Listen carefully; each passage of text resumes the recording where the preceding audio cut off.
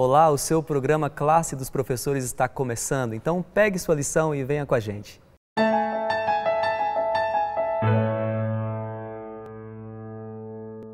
Querido amigo, querida amiga, que bom ter a sua companhia mais uma vez. Olha, estamos felizes, tá, com a participação de vocês.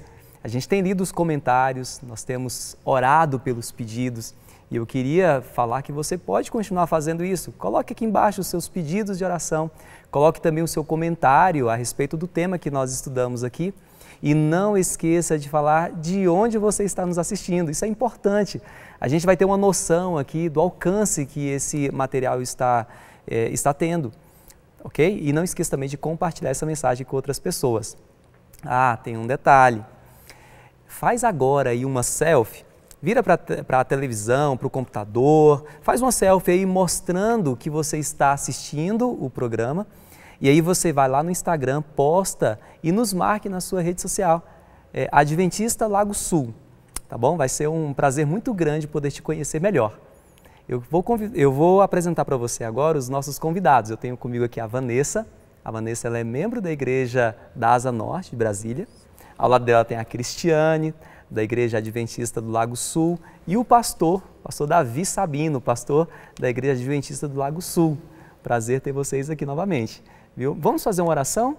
Vanessa, você ora para a gente? Sim. Oremos. Nosso Deus, nosso Pai, é o Senhor que nos une através da sua onipresença, sua onipotência. Pedimos a Ti agora que o Senhor nos capacite para aprendermos mais de Ti. Fale a nós e fale por nós, para que possamos divulgar a Tua palavra e a Tua verdade. Cuide de nós agora pelo Teu Santo Espírito e é em nome de Jesus que pedimos. Amém. Amém. Descanso em Cristo, né? O tema do nosso trimestre. E hoje nós estaremos iniciando o estudo da lição 8, Livres para Descansar. Vou ler aqui o nosso verso áureo, tá? Acompanhe aí. Está lá em Salmos capítulo 27, versículo 1. O Senhor é a minha luz e a minha salvação, de quem terei medo? O Senhor é a fortaleza da minha vida, a quem temerei? Pastor, se tem um momento em que nós nos sentimos fracos é quando nós estamos doentes, né? E aí a gente percebe que mesmo tendo todo o dinheiro do mundo, é claro que o dinheiro pode favorecer bons tratamentos, né? Mas o dinheiro não é garantia de recuperação, não é garantia de recuperação. Pastor, e a gente sofre bastante, né, quando está doente e uma das coisas que a gente sempre é orientado a fazer pelos médicos é descansar, né, ficar em repouso, isso é importante para a nossa recuperação. Pastor, e quando se trata de uma doença espiritual, como que a gente faz? Interessante, a lição aqui começa, Rafael, trazendo o episódio, né, do Evangelho em que Jesus cura um paralítico. A cidade é Cafarnaum, Jesus fez muitos milagres ali, nós vamos ver depois em outras lições, e então o que ocorre é isso. Aquele homem paralítico já por muito tempo e tal, é trazido a Cristo e ele é curado da sua paralisia. A sua pergunta sobre o descanso e a questão espiritual, na verdade, assim como fisicamente, espiritualmente nós também precisamos de descanso. E esse é o tema da lição de hoje, né? Descanso que cura.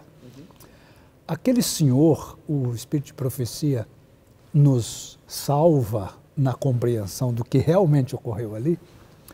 Ele tinha estado doente ou colheu como consequência aquela doença por conta de uma vida de ausência de descanso em Cristo, vamos dizer assim. Ele descuidou de um aspecto do seu ser. O homem é um ser indivisível, mas ele pode ser compreendido pelo menos em 3 aspectos, né? Físico, mental e espiritual. E pelo que a gente percebe, ele descuidou do seu aspecto mental e espiritual. E esse descuido trouxe consequências sérias ao seu físico e ele colheu aquela doença como consequência disso. Então, o conselho que Deus sempre nos dá, vinde a mim. Esta não é uma questão da vida uma vez na vida eu vou a Deus. O cultivo do ser espiritual, da nossa natureza espiritual, é um cultivo que deve ser diário. Todos os dias nós precisamos cultivar esse aspecto do nosso ser, porque ele é importante. Ele é determinante na nossa saúde como um todo. Assim como é determinante eu não cuidar do meu físico, também vou ter consequências. Assim como é determinante eu não cuidar da minha saúde mental. Eu me lembro de uma vez que li a história de um concurso de quadros para ver qual era o quadro, numa avaliação que seria feita por especialistas, por pessoas da comunidade, qual é o quadro mais importante, mais bonito, que expressava mais o cuidado de Deus e o descanso que a gente pode encontrar nele. E aí vieram muitos quadros, né, que foram apresentados no concurso e finalmente a votação foi feita e entre todos os quadros que foram apresentados, um apenas levaria o prêmio e o escolhido foi o quadro seguinte. Havia uma cachoeira bravia, muita água torrencial caindo e na beira do barranco ali havia uma ramagem muito rica, né, porque estava sempre úmida pela água que descia e aqueles pequenos galhos ali ao redor da cachoeira, bravia, violenta, uma mãe passarinho fez o seu ninho. E ali o artista captou aquele momento de paz, de descanso, em meio à tempestade, uma mãe cuidando tranquila de seus filhos que se acomodavam em suas penas, né? Um passarinho. Então, esta lição nos chama para esse detalhe muito importante. Se o problema da nossa vida vem ao nosso físico ou à nossa mente, ele pode ser ocasionado também ou mesmo por problemas espirituais. Por isso, precisamos cultivar o nosso descanso diariamente em Cristo. Perfeito. Vanessa, os sintomas, eles evidenciam a doença, né? E ali, quando Jesus, então, recebe aquele paralítico, né, igual o pastor comentou, Jesus, ele perdoa os pecados primeiro, né? Sim. Vem cá, o que estava acontecendo ali então? Será que era necessário tratar algo mais profundo do que simplesmente o problema físico? Nós somos muito superficiais, né? E o médico dos médicos é Jesus mesmo, não tem jeito. Aquele paralítico, ele estava com muitas outras questões além de uma saúde. Eu sei que tem os amigos que trazem, tanto que ele foi ali sendo carregado. E se você for perceber, quase todos os milagres que foram realizados por Jesus, mais ou menos uns 30 durante ali o contexto dos 4 evangelhos, se você for contabilizar, a maioria deles foram amigos que trouxeram, alguém que interveio, sempre tem alguém ali ajudando. Porque essas pessoas que estão ao redor, inclusive a própria pessoa que está, eles estão atentos aos sintomas. Mas Jesus sempre faz algo diferente, ele não vem com sintomas, ele não olha para os sintomas, simplesmente. Ele não está preocupado se aquela pessoa está andando ou não está andando, porque tem algo mais. E ele primeiro perdoa os pecados.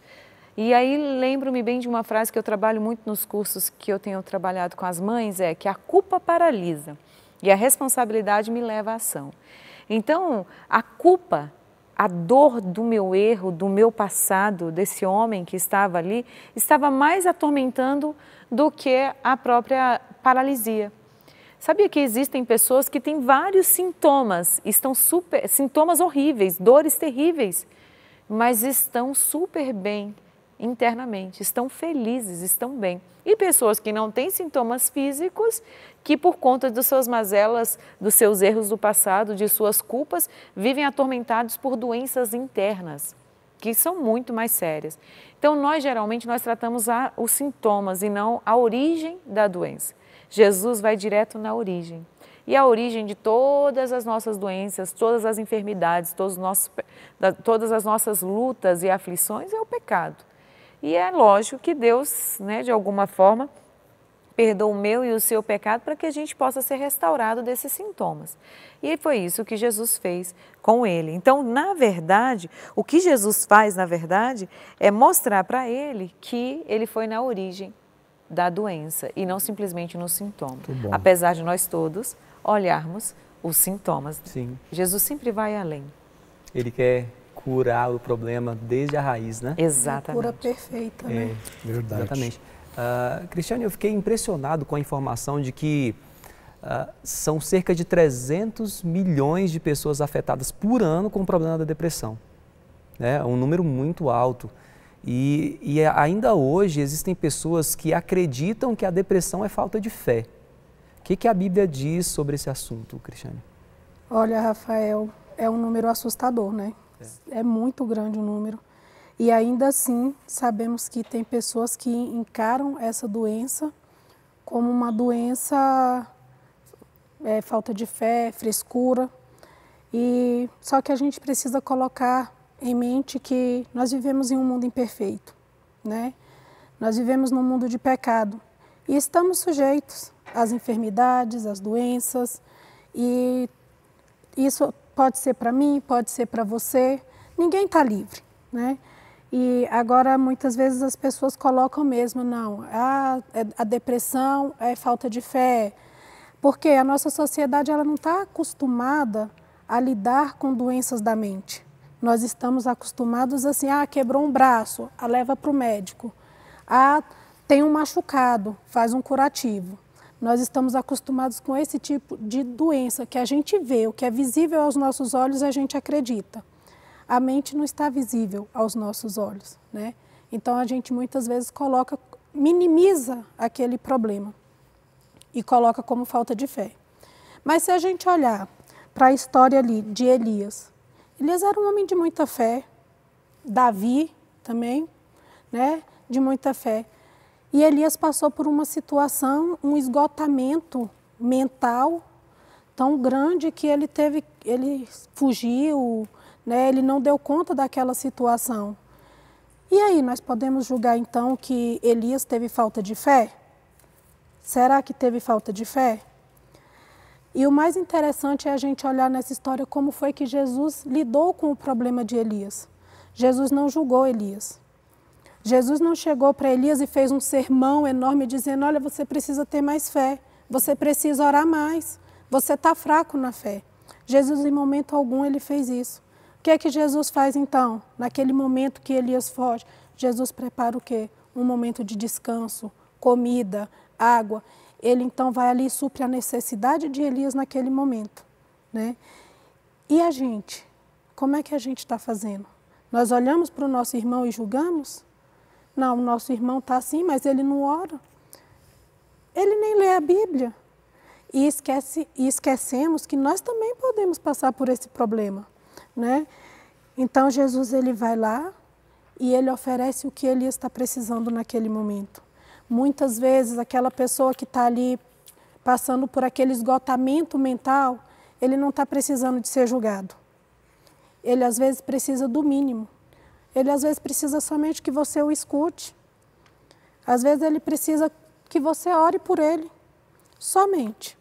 Não precisa ser julgado, porque ele já está carregando ali um fardo muito pesado, né, Vanessa? Isso é difícil de acontecer, Cristiane, porque a gente está vivendo um momento que nós não temos tempo para nós mesmos, né? E aí a gente passa por uma pessoa, cumprimenta, né? Pergunta, como você está? E a gente já sai para não escutar o problema, né? Porque vai que ele responde, né? Colocando um monte de problema que está passando, né?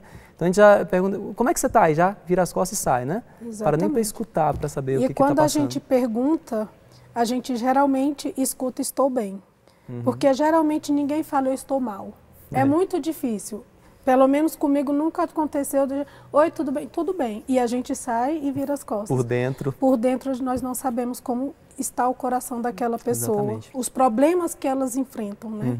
Pastor, a Cristiane, ela mencionou Elias. Eu vou ler aqui capítulo 19 de 1 Reis e o versículo é o 4, olha só.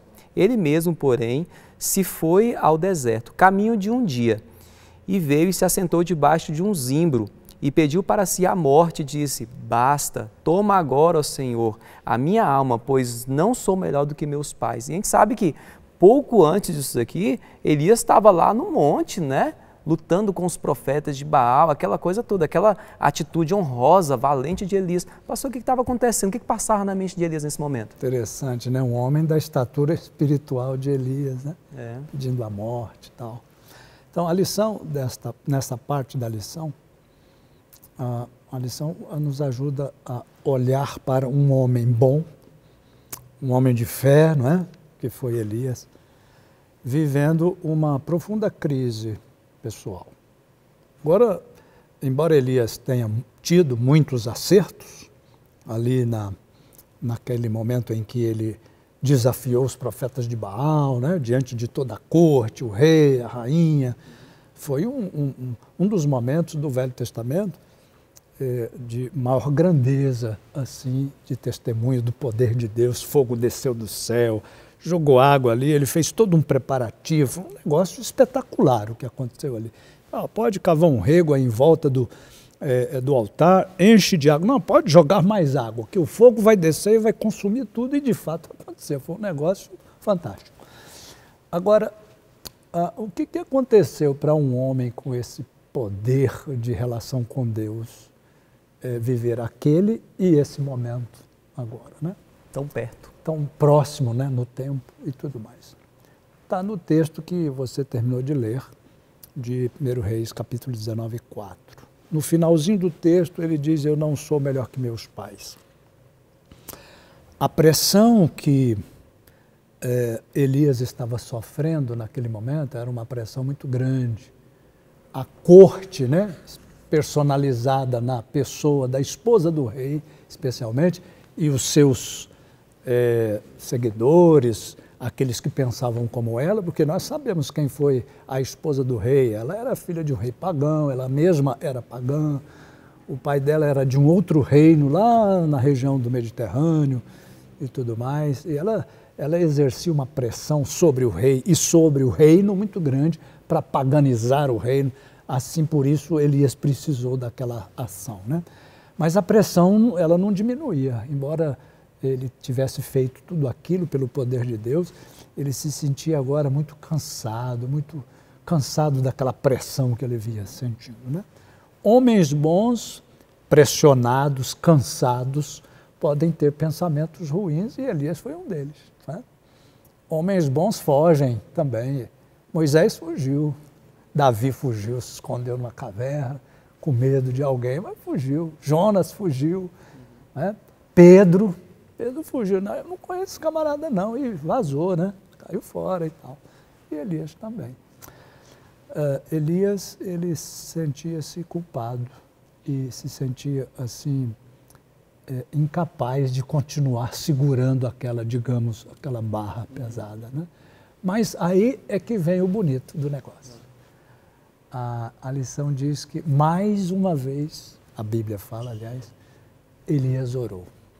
No meio do seu desespero, ali, quem sabe, pedindo a morte, foi uma oração diferente daquela diante dos profetas de Baal, né? Foi uma oração que foi uma profunda reflexão pessoal. Senhor, eu sou um fracasso, eu assim como os meus pais foram, eu também sou. Ele reconheceu sua pequenez, né? E orou a Deus no seu desespero, e Deus, como disse a Cris em uma observação anterior, Deus não ficou ali espremendo Elias mais do que ele já se sentia. Elias, descansa, coma. Alimentou Elias, cuidou de Elias. Né? Calma, você está sob muita pressão. Então, vamos fazer, dá uma descansada, coma um pouco, durma, né?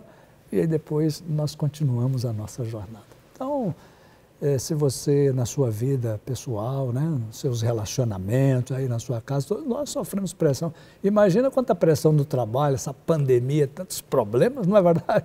Às vezes a gente se sente cheio de dificuldades para lidar com tudo isso daí. Então, calma. A lição dessa semana está falando, descanse em Deus. Busca primeiro esse recurso, porque uma vez que você busca o recurso, e a amizade, o relacionamento com Deus, a tendência disso é abençoar as demais realidades da sua vida. E você poderá viver, mesmo em meio à tempestade, um momento de calma e de alegria. Maravilha. A boa notícia é que o grande médico não condenou. né? Elias. Vanessa, a história continua, a caminhada continua, né? Elias segue a sua caminhada, mas agora algo diferente, né? O que Deus tinha reservado ainda para Elias? Vocês percebem que de todo esse contexto que a Cris trouxe, que o pastor trouxe, e o pastor até citou outros personagens bíblicos, nos provam uma coisa: não existe uma estabilidade espiritual, que uma vez você teve fé e você firme, venceu uma batalha daquela, pronto, agora está tudo resolvido, agora para sempre você vai ter aquela estabilidade. Não existe uma estabilidade espiritual a ponto de você sossegar.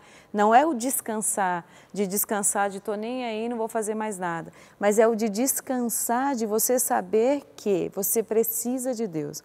Quando o pastor trouxe alguns exemplos, dá para a gente pensar assim, esses homens todos que um dia fugiram, que um dia se cansaram, que um dia tiveram suas oscilações, eles, por acaso, eram pessoas que não eram confiáveis ou porque não tinham fé? Todos eles tinham uma coisa semelhante, que era o quê? Eles se sentiam responsáveis e iam para o arrependimento e buscavam a Deus de novo. Sabe o que acontece com esses? A caminhada de Elias continua. E sabe como ela continua? Pelo processo. Peraí, como assim? Pelo processo. Porque cura, ela não é imediata, ela é cura, ela é processual, porque o pecado, ele nos afastou de Deus. Perfeito. Pronto, a gente já sabe disso. Mas o paralítico, Elias e todos nós precisamos de uma cura que vem de processo, que elimina hábitos ou que muda hábitos e vai acontecendo processualmente. Não é uma coisa linear. A gente tem essa visão errônea de que tudo acontece de forma linear. Não vai acontecer. Primeiro, porque você é um ser humano, enquanto houver pecado no mundo, você vai precisar buscar a Deus todos os dias, todos os momentos, mesmo depois de uma grande batalha, mesmo depois de uma grande vitória, aí é o momento que você vai mais precisar, porque é a hora que você vai estar mais desgastado, como o pastor aqui mesmo disse. Então, o que Elias fez? Elias, na verdade, ele foi buscar uma cura, ele buscou essa cura através da oração, mas Deus queria que Elias regulasse a vida dele pelo tempo de Deus, ou pela determinação divina, ou pelo roteiro que Deus desse. Muitos de nós não sabemos descansar, porque a gente pensa em descanso, talvez quando eu falo a palavra descanso, o que vem a primeira coisa na sua cabeça? Para mim vem assim uma caminha quentinha e eu dormi o dia inteiro. Para alguns, descanso é na beira de uma praia e tal. Cada um pensa em descanso de uma forma, mas esse descanso que nós estamos falando, descanso e mais, é algo muito mais além do que você simplesmente deitar, é você ser suprido, é você ser abençoado e ter um novo roteiro de hábitos, um novo roteiro de estratégias, um novo roteiro para você prosseguir na sua caminhada. Isso é descanso. É saber que você tem um GPS e uma situação que vai fazer você chegar com mais precisão aonde você precisa. Então, assim, quando a gente fala que Elias continuou, o que Elias fez? Apesar dele ter sido o profeta que fez, como é que faz? A batalha entre os deuses, né? A maior batalha entre os deuses não estão nos filmes, viu, galera? Vocês podem assistir Thor, pode assistir qualquer um, mas a maior batalha está lá em Reis, pode ler lá. A batalha do século, que se a gente colocasse nos jornais hoje, vocês iam ver a batalha, ia ser Hollywood se fizesse essa batalha aí, eles iriam ganhar muito dinheiro com isso, porque foi uma das batalhas mesmo, era dos deuses falsos com o Deus verdadeiro. Depois dessa grande batalha, ainda assim a cura, porque Deus restaura cada um de nós, independente se a culpa é sua, se a culpa não é sua, na verdade sempre vai ser nossa, porque nós somos pecadores, mas tudo bem, independente de você se sentir culpado, Deus vai nos restaurar. E eu queria só falar, o último detalhe é o seguinte, que a cura não vai vir de fora para dentro, não é de fora para dentro, é de dentro para fora. Então o descanso não é algo somente visível de fora para dentro, não vai ter. O descanso tem que estar aqui, certo? Independente de você estar sentindo mal, independente de estar sobrecarregado, de estar inquieto, de não estar bem, o descanso tem que chegar aqui. Porque se você tiver a caminha, ou a praia que eu falei, ou qualquer lugar que você tentar construir esse descanso e aqui não está o descanso, aqui dentro não está a cura que Deus quer te dar, você não vai conseguir descansar. Então esse descanso que Elias encontrou foi um descanso de dentro para fora, que fez com que ele realmente sentisse, ufa, realmente eu estou bem, eu posso confiar. E Deus realmente fez esse descanso para ele. É só um adendo, interessante isso que ela falou, de dentro para fora. Evidentemente ela está colocando de dentro porque Deus colocou lá dentro, né? Porque não existe nada lá dentro. Esse é o vazio que ela está mencionando, né? A grande parte dos que estudam o comportamento humano, eles querem dizer para a gente que as soluções estão dentro. Né? Não estão. Não estão lá. Se Deus não colocar, como a Vanessa falou. Quando Deus as coloca, estas aqui são as preciosas. Porque podemos passar a vida inteira buscando soluções lá dentro de nós, não vamos encontrar, se Deus não as colocar, né? Por isso, isso que foi colocado na lição dessa semana. Busque. Na hora da crise, busque. Antes da crise, busque.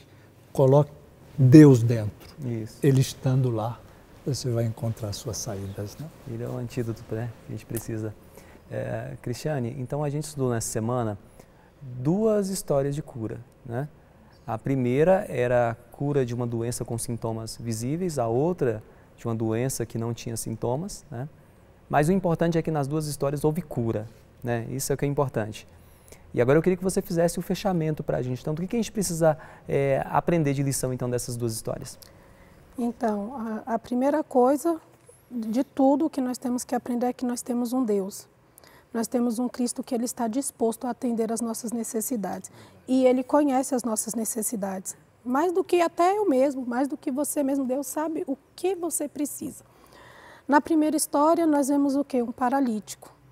E aparentemente, a cura para ele era o quê? Andar. Era física, né? Para qualquer um que olhasse, a cura que ele precisava era somente física. Só que Deus vê além. Deus, é como a Vanessa falou, Deus vê por dentro. Ele não estava doente, ele não andava, não era só física, não era uma doença física só. Ele tinha uma doença espiritual. Então Deus primeiro faz a cura de dentro para fora, né? E no caso ali de Elias, mais uma vez a gente percebe o quanto Deus está atento às necessidades. Mais uma vez nós percebemos o quanto Deus, Ele nos direciona para o caminho certo.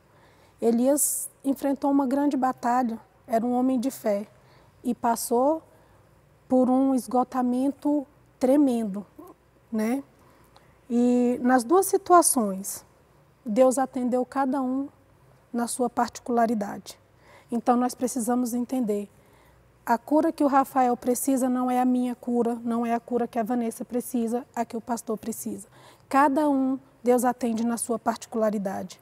E mais uma coisa que nós precisamos entender, Rafael, é que às vezes nós vamos ver pessoas curadas rapidamente, outras vai ser gradual e algumas nós vamos orar por uma enfermidade, infelizmente, nós iremos vê-las morrer, mas nós iremos vê-las restauradas quando Cristo voltar. Amém. Então, é isso que nós devemos aprender, que cada um, Deus tem a cura necessária.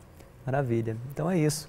O que a Cristiane falou aqui, ela quis simplesmente dizer que nós temos um Deus pessoal. Deus, Ele foi o mesmo ontem, Ele é o mesmo hoje e eternamente. E Ele só pede para que nós tenhamos confiança incondicional no seu amor por nós, porque Ele sempre estará conosco e cuidará das nossas necessidades. Vamos orar? Querido Papai do Céu, obrigado, Senhor, pela certeza que nós temos de que o Senhor está sempre ao nosso lado. E nós te agradecemos por tantas bênçãos, pelo cuidado, pelo amor que o Senhor tem demonstrado para conosco. Continue ao nosso lado, Senhor, alimentando-nos com o teu amor diariamente, é o que nós te pedimos em nome de Jesus. Amém. Aguardamos você então no próximo programa. Continue nos seguindo nas nossas redes sociais, Adventista Lago Sul, e até a próxima.